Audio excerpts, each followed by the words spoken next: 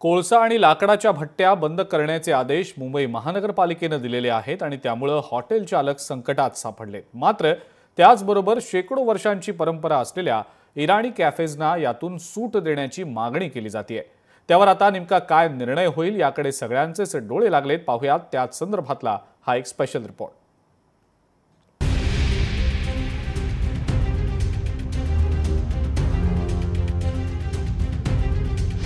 महानगरपालिकेच्या निर्णयानं इराणी कॅफे अडचणीत।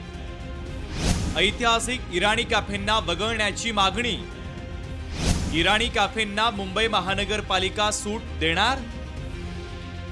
हॉटेल्स आणि बेकऱ्यांमधील लाकूड आणि कोळशाच्या भट्ट्या बंद करण्याचे आदेश मुंबई महानगरपालिकेने दिले आहेत। त्यासोबतच कोळसा भट्टीच्या ऐवजी इलेक्ट्रिक तसंच गॅसच्या भट्ट्या वापरण्याचे आदेशही देण्यात आले आहेत। मात्र मुंबई पालिकेच्या या निर्णयामुळे इराणी कॅफे आणि बेकऱ्या अडचणीत येण्याची भीती निर्माण झाली आहे। महानगरपालिकेच्या निर्णयामुळे सुमारे 4 लाख लोकांचा रोजगार बुडेल अशी शक्यता बेकरी असोसिएशनने व्यक्त केली है। आज उसके ऊपर बहुत असर पड़ने वाला है। फ्यूल कॉस्ट भी 3 गुना हो जाने वाला है ये चेंजेस से। बाकी नहीं तो ये काम ऐसे होगा नहीं।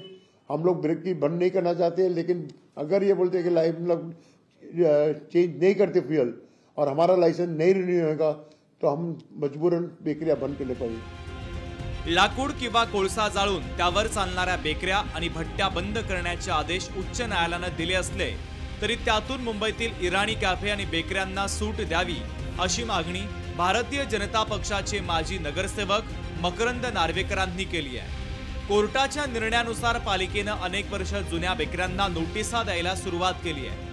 मात्र 100 वर्षांची खाद्य परंपरा जपणाऱ्या इराणी बेकरींना यातून सूट द्यावी आणि त्यांना ऐतिहासिक वारसा म्हणून दर्जा द्यावा अशी मागणी देखील त्यांनी केली आहे। असोसिएशनची देखील मागणी हीच आहे बेकर्स असोसिएशनची की जे इराणी कॅफेज आहेत आणि बेकरीज आहेत त्यांना एक हेरिटेजचा दर्जा दिला पाहिजे।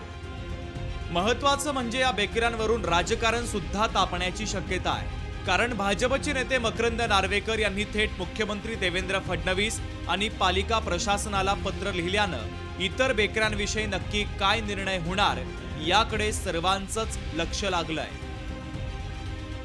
पाव विक्रेते असतील, पाव उत्पादक असतील, त्यांच्यावरती सुद्धा कुठेतरी माफी देण्यात यावी, निर्बंध त्यांच्यावरती कमी करण्यात यावे अशा प्रकारची मागणी सुद्धा होऊ शकते। त्यामुळे यातून कसं मुंबई महानगरपालिका आणि मुख्यमंत्री देवेंद्र फडणवीस हे निर्णय घेतात हेच पाहणं महत्त्वाचं आहे। कॅमेरा पर्सन विनीत पेडणेकरसह स्वप्नील जाधव, लोकशाही मराठी, मुंबई। लोकशाही मराठी ऐका, पहा, जागरूक रहा।